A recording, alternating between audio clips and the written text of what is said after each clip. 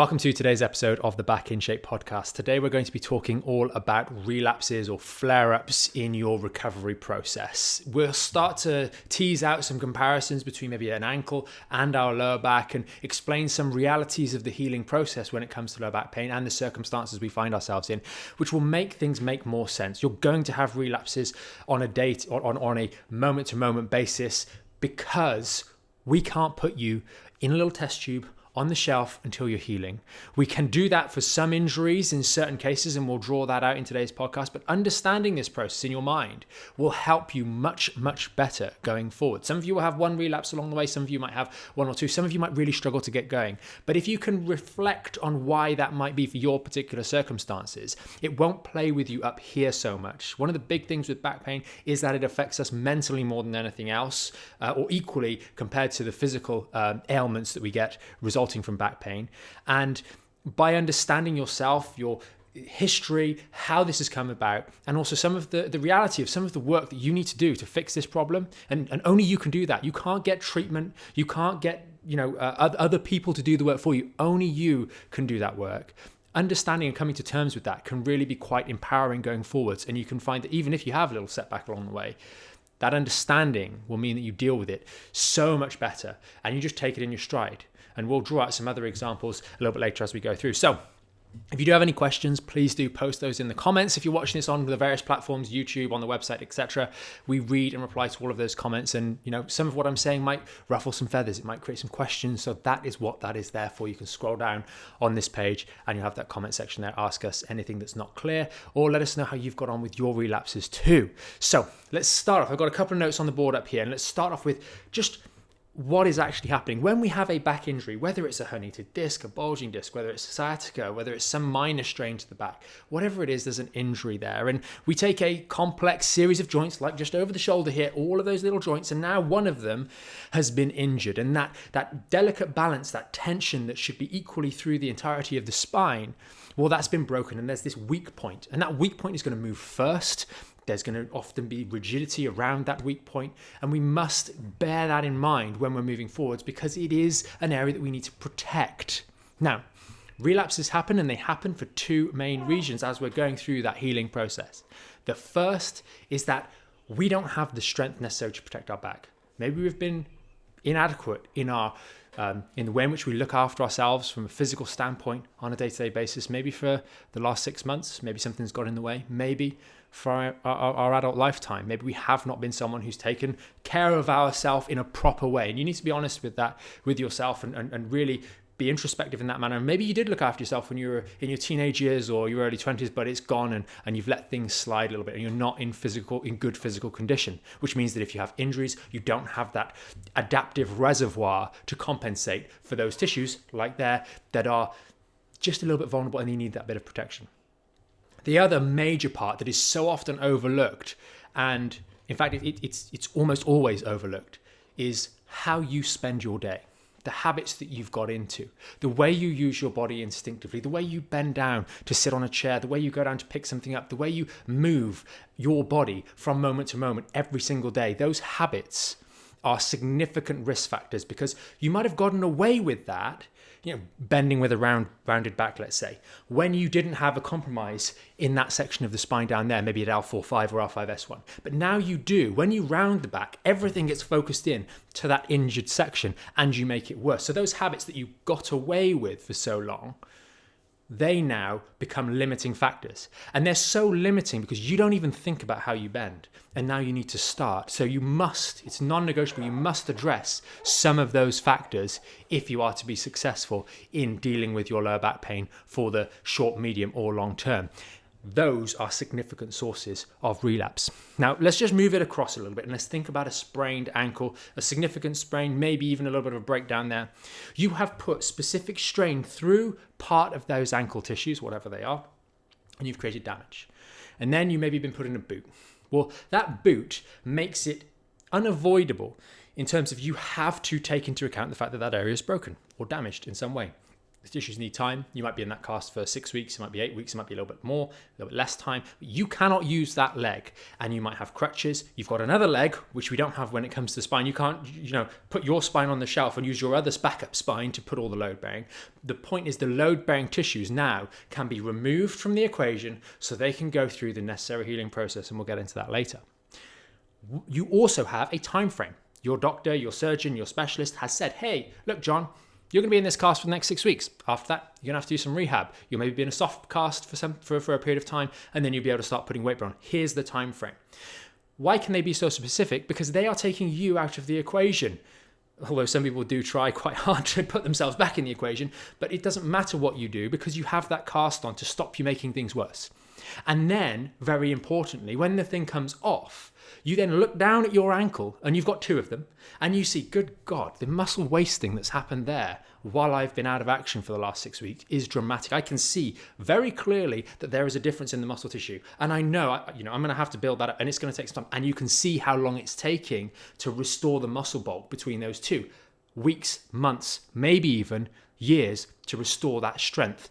And restore the visual representation of each calf, for example, calf musculature. It takes you so long, and you can see that because you've got something to compare against. We think about our lower back, we don't have that. So what have we got when we think about the ankle? First of all, we have a time frame, a specific time frame that is reinforced by the things that we can see with our eyes and are affected by every single day. The boot, and when the boot comes off or the isolation comes off, we can see the physical muscle difference. But we also have the reinforcement of those things that even if we try to do it when we forget, we go to move funny. Oh, I've got that stupid boot on again. Can't do that. Then we think about our lower back. You don't have another lower back to compare yourself to. You don't have the musculature to compare to be blown away by the difference in muscular support or development on the one good back versus the bad back. You don't have any of that. You also don't have someone giving you a solid time frame. Why? Because we can't control, whatever specialist you see can't control what you're doing. You're not on a test tube. Your back isn't isolated, and we wouldn't want to even if we could, because we don't have another back to fall back on. We can't, like with the example of the ankle, we can lean on the other ankle for a bit to take the weight off. With our lower back, we have those injured tissues that we are still every day putting pressure through, especially if we're talking about disc-related injuries. Every day you are upright, putting load through those injured tissues. You're moving around in small ways because we can't isolate L4-5 and stop it from moving for a period of time, short of maybe surgery. And that obviously has a whole host of things. So I'm not suggesting that's a good idea, but I'm just drawing out the point. We cannot isolate our lower back. And therefore, we are going to be interrupting that healing process on a daily basis. And we don't get that visual, we can't see it. So that's why, as I mentioned earlier on, those 2 things, lack of strength, well, that's not always visually obvious, but it's there. And then also those daily tasks we do. We haven't got someone else that's able to stop us doing all those bad things that we often don't even think about. So that's why quite often you see someone has a relapse and you go, what did you do? I didn't do anything. I just did my normal day. I took it easy. What does took it easy mean specifically? Like, what specific actions did you take? And the answer of nothing is not a good answer, because if you did nothing and you actually mean you did nothing, that means you just maybe sat on the sofa all day, which is a problem in of itself for a number of reasons. So whenever you do have a relapse, you need to be really granular. What specifically did I do at that point? Was it a cumulative effect? I had a really busy day. Was it one specific exercise that maybe someone walked in or the cat ran past and all of a sudden you moved off balance and you tweaked yourself? Was it that you just didn't do it right because you've just started and you're not very good at these things and you need to learn? But being really, really specific about these things is very, very important. Now, if we go back to have a look at this lower back and we look at what is actually happening, we can start to see about timeframes. Now, with the ankle example, where you don't have all that interruption that we have of the healing process that we do in the lower back, it's still going through these steps. It's just going to be going through those steps in a more uninterrupted manner. But first, we have the damage. We've got 2 parts. We've got one ligament that all of a sudden has been broken apart, and we've now got kind of loose tissue, which is not going to respond well as it should do to strain and tension, etc. So first thing, it's going to kind of scab up like we see on the surface of our skin. That is still vulnerable. It's weak. It's just been patched up a little bit. Then slowly over time, it's going to start to remodel. You're going to get collagen lay down. In the case of ligaments, you're going to get revascularization of that area to drive nutrients, etc. And then over time, the body's going to start to go, hey, are you putting resistance through this area properly? Or are you putting a lot of resistance? Do we need to lay down more tissue to make this stronger, or is that enough? And that is where your strengthening comes in. And we'll get a little bit more to that a little bit later on. But the point is, at any point during that process, you don't have a strong structure. You have a repairing structure. And because we cannot eliminate you from the equation and what you might have to do on a daily basis, voluntarily, by accident or otherwise, you're still vulnerable to those relapses. And because you haven't made the strength improvements and you don't have that visible example of the calves like we saw before, you do a couple of calf raises for a few days or a couple of strengthening exercises for the calf, you see quite clearly the calf doesn't change in size. It stays the same. Because rebuilding of muscle tissue takes a significant amount of time, effort, energy, and consistency, and the right nutrition as well. It's not hard, but it does require time, and there's no way you can hijack that. Try turning around to your 5-year-old and say, can you please grow faster? They're not going to grow faster. They're going to grow at the pace that the human body grows. And that is very, very clear. And sometimes we remove that truth from our expectation of our recovery. There is something that needs to go through a healing and remodeling process, and you can't speed it up. What the goal is, which we get onto this now, is the goal is to take you out of the equation and support that process as much as possible. So that means your resistance exercises. That means building muscular tissue, because we can build muscle strength faster than we can build and remodel those ligamentous structures, those joint structures that have been injured. They are going through that healing process, but we can start to utilize what we do have of our musculature in a wiser way. We can learn how to move differently. We can learn how to move better. We can learn how to move in ways that does not stress and strain those specific tissues that are injured. L4-5, L5-S1 segments of our spine. We can use our hips more. We can learn to bend properly. We can learn to improve the range of motion and strength in our leg muscles so they can do more of the work, and so our lower back doesn't have to. All of those things, we are in the power. We have the power to do those. And if you're doing the right program, plug for Back in Shape, and I'm plugging it because so many people get caught up doing silly stretching exercises till kingdom come, and it doesn't get results. It doesn't make you any more resilient. It doesn't reinforce, protect, or safeguard that healing process that's taking place. You must do strengthening work. And again, just because you've been doing strengthening work for a few days or a week or two doesn't mean you've made significant improvement to the point where you are protected. Often we have a woefully inadequate, especially if we've had lower back pain from a long period of time. We have woefully inadequate muscular development to protect that area of the back. So we need to make significant progress through our strengthening. We need to be doing it for long enough for the body to go, hey, that wasn't just a one-off session or a hard week. That's how you want me to build myself, rebuild for the long term. Your body, from your strengthening exercises, is going to ask a question of you. Say, hey, you're doing these exercises for the last few days and you're working at a good intensity. It's a hard workout. Is this something that's going to continue? Do we need to make these areas a little bit stronger? Do we need to make your leg muscle stronger, your back stronger, the support for these areas stronger? Do we need to increase the bone density because you've got resistance going through? Something to think about for those ladies that are maybe postmenopausal and even premenopausal, thinking of bone density. But do we need to do that? Because that's a lot of effort for our body to take to rebuild those tissues. And it really wants to know that you're committed to doing this, because it doesn't want to waste those resources that then have to be maintained.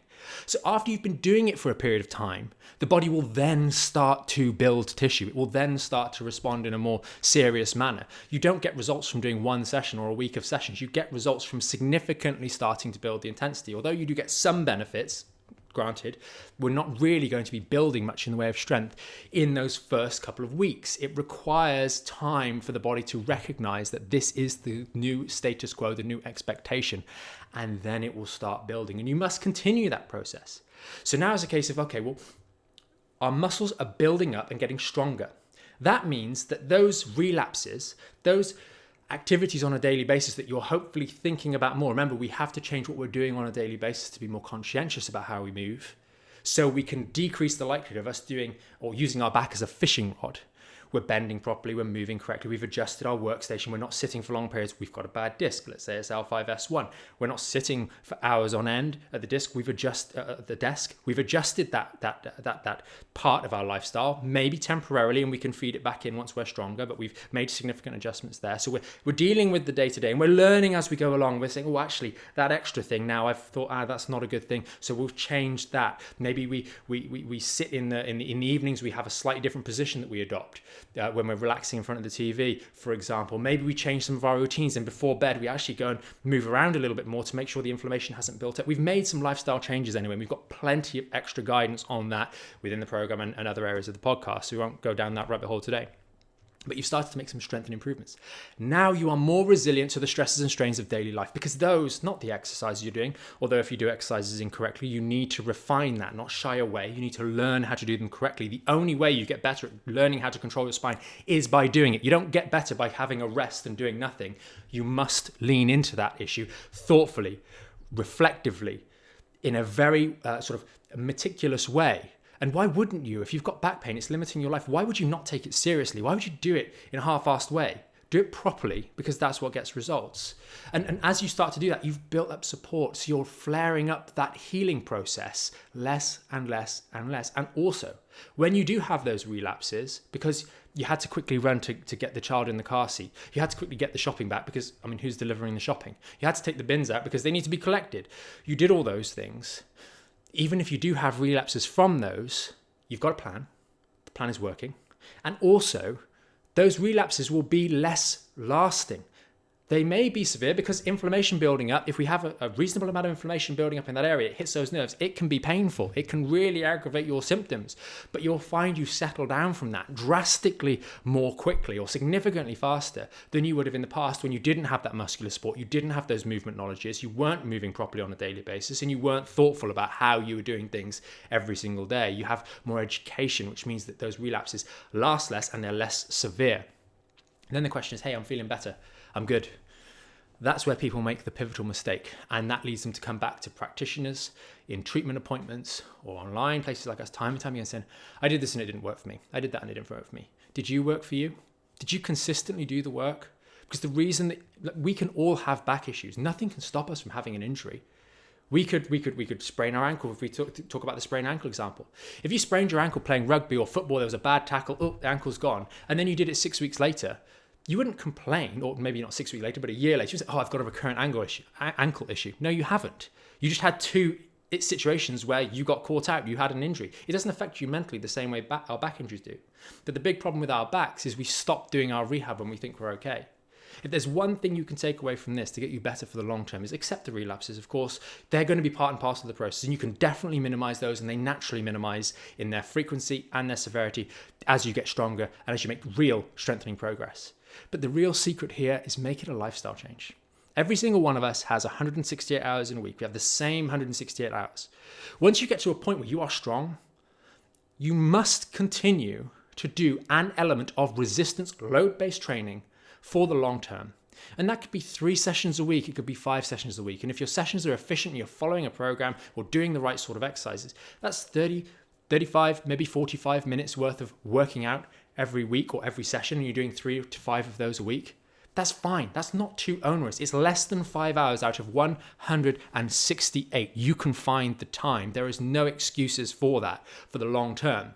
The reason that we have that recurring back pain is because we haven't made time to do those sorts of exercises. Yeah, there's cardio. You might do your cycling. You might be cycling for 2-3 hours a day, or 2-3 hours a couple of times a week. You might be doing running. You might be doing swimming. You might be doing certain classes. A lot of people gravitate to those sorts of classes, exercise classes, but they're not really resistance training. It's just, the boot camp style, the body attack style, the body pump style. They're not really the same sort of resistance-based training, because in those sorts of scenarios, you cannot, unless you're really, really fit and strong, you cannot use the significant load we're talking about to be able to challenge the body. You also, in so many of those classes, you're not doing a full, what we would call ass to grass squat. You're not attempting that. But in your resistance training each week, 3, 4, or 5 times a week for maintenance purposes, depending on how much you enjoy it, if you do work on good, ever-improving range of motion with steadily increasing resistance over time, it can fit into anyone's lifestyle. Whether you've got kids, whether you don't have kids, whether you've got work, whether you don't have work, whether you're busy or whether you're not, whether you've got excuses or whether you don't. You can make time to continue your progress for the long term. And if there's one thing you want to take away, it is do this for the long term. Commit to resistance-based training for the long term. It doesn't have to be onerous. It doesn't have to take up all your time. Sure, if you really love it, then you can take it even further and do tons of cool stuff. If you like exercise, you like fitness, you like that kind of thing, and you've got the time and the resources to do that, awesome. But just 3 times a week even at the bottom end is not a lot. And if you keep doing that, you're going to find your body is so much more resilient to injury, not only of the back, but of other areas. You'll be healthier, fitter, stronger in all manner of ways and have all of those benefits. I've been seeing a lot of stuff on social media of late, maybe the last 6 months, especially with everything that's going on or has been going on over the last few years, about the benefits of exercise. Now, if you really look into specifically as well, resistance-based exercise, but also a little bit of cardio as well, if that was a pill, everyone would be on it. Everyone would be demanding it. Everyone would want to take it, and everyone would get extremely disgruntled if they couldn't have it, because of the plethora of research-based benefits that go alongside regular adherence to those sorts of exercises for the long term. There's no excuse about your age. You might be saying, I'm in my 60s, I'm in my 70s, I'm in my 20s. Everyone says the same thing. We get people that are in their 90s that are rocking it and doing stuff hard, and they've got all sorts of stuff going on in their back, and they are making progress at their pace. And we've got people that are in their 20s and 30s doing the same. Yes, the weights might be different, the progress might be different, but the commitment to steady, incremental changes over the long term is what you need to do. And if you do that, you'll find you have a much better quality of life. And because your body is strong, it keeps you doing that high quality of life, or having that high quality of life, well into your senior years.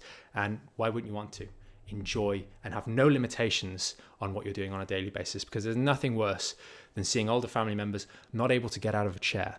Why? Often, and yes, sure, there will be other health issues, but look at their ability to do a squat. That stopped probably the moment they started going to school, way back when. Most of you watching this episode now will have ample time to make some significant changes over the next 5, 10, 15, 20, 30 years to commit to this little bit of exercise and make some real small incremental change. It's not sexy, it's not glamorous, but small commitment to incremental improvement over the months and years ahead will really put you in good stead. So that's it from me today. I do hope the episode has been helpful, has been insightful, has maybe been a bit provocative at times, but I had a feeling that you guys need to hear a bit of this message. So hopefully it has been good. If you've got any questions, you know what to do in the comment section. Remember, if you know someone else who's struggling with relapses, consider sharing this video with them. Maybe it'll give them a new insight, new vigor to take things on and actually know that they can do a lot about their general health and well-being in the context of this lower back or other injured area. And it's just about commitment to constantly pushing forwards steadily and in a controlled, reflective manner. As always, we'll see you in the next episode of the Back in Shape podcast, and thank you for watching.